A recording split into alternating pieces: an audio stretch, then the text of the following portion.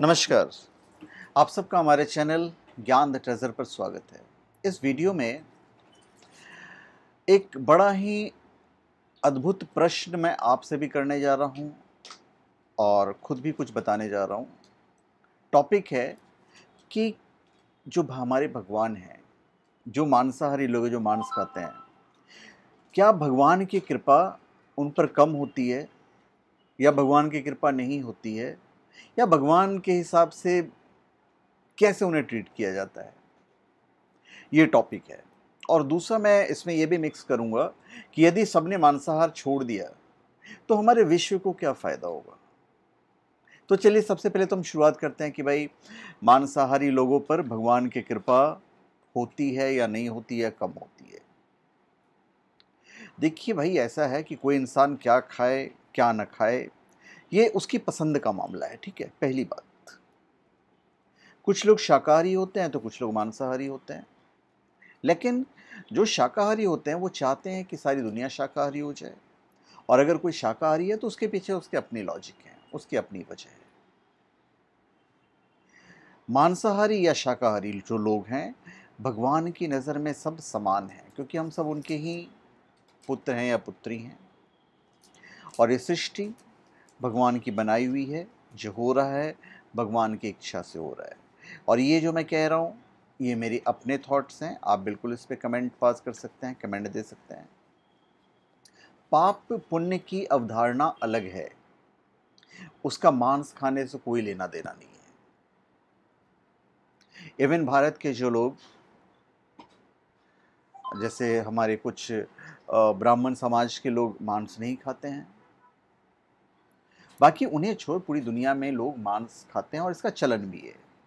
यहाँ तक कि हिंदू धर्म में भी लोग मांस तो खाते ही खाते हैं।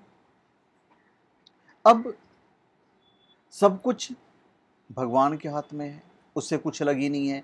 जो कुछ होता है वो भगवान की मर्जी से होता है। हाँ, ये बात ज़रूर हो सकती है कि कोई तामसिक प्रवृत्ति का इंसान भगवान के इतने करीब ना हो जितना सत्गुण प्रकृति का इंसान हो, और इसके लिए वो खुद जिम्मेदार है, भगवान जिम्मेदार नहीं है। तो सृष्टि की जो भी बनाई हुई चीज़ें हैं या जो भी हो रहा है, ये सब भगवान के हाथ में है। अब सवाल आता है कि भगवान का आशीर्वाद क्या मांसाहार लोगों को कम मिलता है? यहाँ पे मैं यही कहूँगा कि ऐसा कुछ भी नहीं है, ये मेरा मानना है। हम सब भगवान के पुत्र हैं, हम उनकी नज़र में हम लोग सब समान हैं। भगवान सबको अपना संतान मानते हैं, परंतु जो लोग मांसाहार करते हैं उनमें केवल तामसी प्रवृत्ति का ज़्यादा होने के कारण वो भगवान से उतने अच्छे से जुड़ नहीं पाते हैं, क्योंकि उनकी जो प्रवृत्ति है वो थोड़ी सी तामसिक हो जाती है, तो जुड़ नहीं पाते हैं। भगवान के लिए वो समान है, चाहे वो शाकाहारी हो या मांसाहारी हो। संतान तो सभी हैं भगवान की,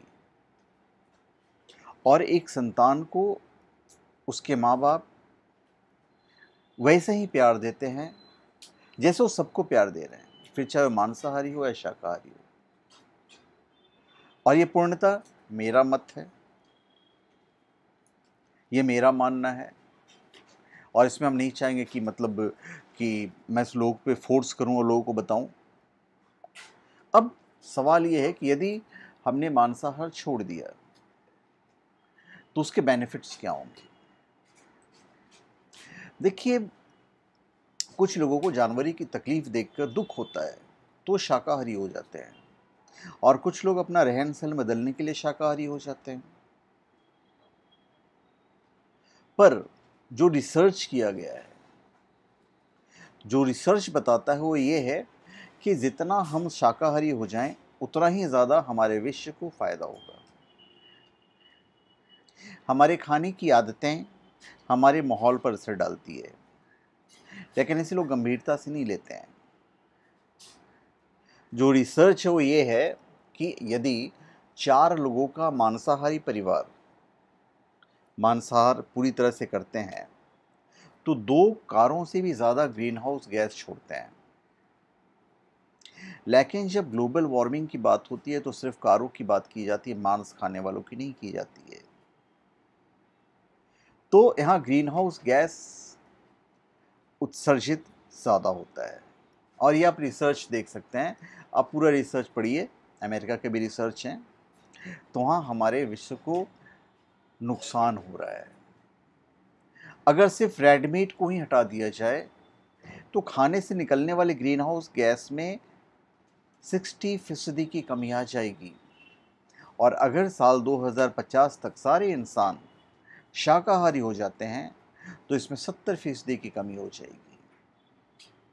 सारी दुनिया का शाकाहार होना एक कल्पना है जो संभव नहीं हो सकता है, लेकिन इसमें भी कोई शक नहीं कि भविष्य में खान पान से पैदा होने वाले ग्रीन हाउस गैस पर फिक्र की एक जो बड़ी वजह है वो बनने वाली है। मांसाहारियों के लिए बड़े पैमाने पर जानवर पाले जाते हैं जिसके लिए पर्याप्त मात्रा में जगह चाहिए। एक अंदाजे के मुताबिक दुनिया में 12 अरब एकड़ ज़मीन खेती और उससे जुड़े कामों में इस्तेमाल होती है, जिसका 68% हिस्सा जानवरों के लिए इस्तेमाल किया जाता है। तो आप समझ सकते हैं, तो इससे माहौल में कार्बन डाइऑक्साइड की मात्रा कम होगी और जलवायु परिवर्तन से निपटने में मदद मिलेगी। आप समझ सकते हैं कि लॉजिक क्या है, हम कहाँ से कहाँ आएंगे। तो आप बिल्कुल निश्चिंत होकर खाइए, उसमें भगवान के आशीर्वाद की बिल्कुल आपको कमी नहीं होगी। पर यदि हम शाकाहारी बन जाते हैं तो इससे हमारे पूरे विश्व को फ़ायदा ज़रूर होगा। तो धन्यवाद, आप सबका हमारे चैनल पर स्वागत है। आप हमारे चैनल पर सब्सक्राइब करें और अपने कमेंट दीजिए। धन्यवाद।